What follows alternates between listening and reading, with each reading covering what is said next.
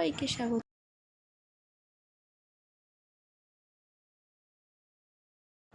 নমস্কার বন্ধুরা, আজকে দ্বিতীয় ক্লাস। আজকে আমি হাজির হয়েছি মেশিনের কিছু গুরুত্বপূর্ণ পার্টসের নাম এবং তার কী কী কাজ সেইগুলো বলার জন্য। তো শুরু করা যাক। ফার্স্ট, এটা হচ্ছে হুইল। এই পার্টসটি মেশিনের একদম পিছনের অংশ। এই হুইলটি সাইডের সঙ্গে আটকে থাকে, এর মধ্যে একটি পুলি লাগানো থাকে। এই যে দেখতে পাচ্ছেন, একটি পুলি লাগানো আছে। এই পুলির সাথে একটি বেল্ট লাগানো থাকে, একটি বেল্ট দেওয়া থাকে যেটি মেশিনের বড় হুইলের সাথে লাগানো আছে। প্যাডেল যত করবে হুইলটি তত ঘুরবে। তো তারপরে ফিরে আসি মেশিনের সামনের অংশ। এটা এখানে সুতো লাগানো থাকে, এটাকে বলে পুলি। তারপরে ফিরে আসি মেশিনের সামনের অংশ। তো মেশিনের সামনের অংশে প্রেশার ফুট থাকে। প্রেশার ফুট কোনটাকে বলে? এই অংশটাকে বলা হয়। দেখতেই পাচ্ছেন যে পায়ের মতো অংশ একটা, তো এই পায়ের মতো অংশটাকে বলা হয় প্রেশার ফুট। এটার কাজ কি? এই পাশটি প্রেশার বারের একদম নিচের অংশ। এইটি প্রেশার বারের সাথে একটি স্ক্রু দিয়ে আটা থাকে। এই প্রেশার ফুটটি কাপড়কে সমানভাবে চাপ দিয়ে আটকে রাখে। তারপরে কি আছে? Needle camp. নিডল ক্যাম্প কোনটা? এই যে অংশটা দেখতে পাচ্ছেন, এটা হচ্ছে নিডল ক্যাম্প। নিডল ক্যাম্পের কাজ কি? নিডল ক্যাম্পের কাজ হচ্ছে এই পার্টসটি মেশিনের সামনের দিকের অংশ, আর এই পার্টসটির মধ্যে একটি স্ক্রু থাকে। স্ক্রুর দ্বারা মেশিনের সুইচকে লাগাতে ও খুলতে সাহায্য করা হয়। তারপরে কি আছে? Needle plate. নিডল প্লেট কোন অংশটা?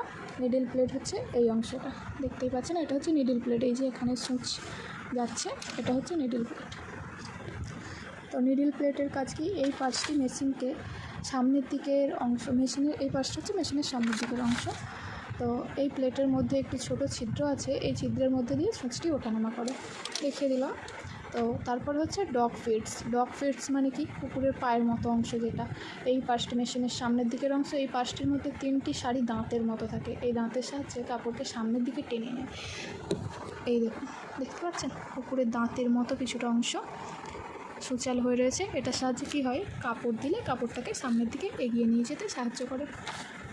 তারপরে কি আছে? টেনশন বার নাট। এই পার্টসটি মেশিনের সামনের দিকে থাকে। এই পার্টসটি সুতোর টানকে সমানভাবে চেপে ধরে রাখে। এই পার্টসটি সুতোর টান আর ববিন কেসের সুতোর টানের মধ্যে সমান থাকে। এই নাটটিকে ডান দিকে ঘোরালে, এই যে এই জিনিসটা, এটাকে ডান দিকে ঘোরালে কাপড়ের টান বেশি পড়ে, আর বাম দিকে ঘোরালে সুতোর টান কম পড়ে। মানে সুতোর যে টান হয়, এখান থেকে সুতোটা লাগানো হয়, তো সুতোর টান ডান দিকে ঘোরালে বেশি পড়ে, বাম দিকে ঘোরালে কম পড়ে। নেক্সট চলে আসবো take up lever. Take up lever কাকে বলছে? এই যে এই অংশটাকে বলা হয় টেক আপ লিভার। এটা হচ্ছে টেক আপ লিভার। তো এই পাশটি টেনশন থাম্ব নাটের সুতোর টানকে সমানভাবে টেনে রাখে, আর মেশিন চলার সময় এই টেক আপ লিভারটি ওঠানামা করতে থাকে। যত মেশিন চলবে এই যে ওঠানামা করছে, এটাকে বলা হয় টেক আপ লিভার। নেক্সট হচ্ছে রেগুলেটর স্ক্রু। এই পার্টসটি মেশিনের পিছনের অংশ। এই পার্টসটির সাহায্যে সেলাইকে ছোট, বড় ও মাঝারি করার জন্য ব্যবহার করা হয়। এই পার্টসটির মধ্যে কয়েকটি নাম্বার থাকে, এই নাম্বার অনুযায়ী সেলাইকে ছোট বড় করা হয়। দেখতেই পাচ্ছেন, এই যে নাম্বার আছে 1 2 3 4 করে। তো এটা যত ঘোরাবে মেশিনের সেলাই ছোট হবে, মানে কাপড় দিয়ে সেলাই পড়বে যেমন মনে হবে তেমন দিতে পারবেন। এইদিকে ঘোরালে ছোট হবে, এইদিকে ঘোরালে বড় টোপ পড়বে। তো আজকের ক্লাসটা এতটুকু। মেশিনের সমস্ত কিছু সম্পর্কে জানিয়ে দিলাম। যদি কোনো অসুবিধা থাকে অবশ্যই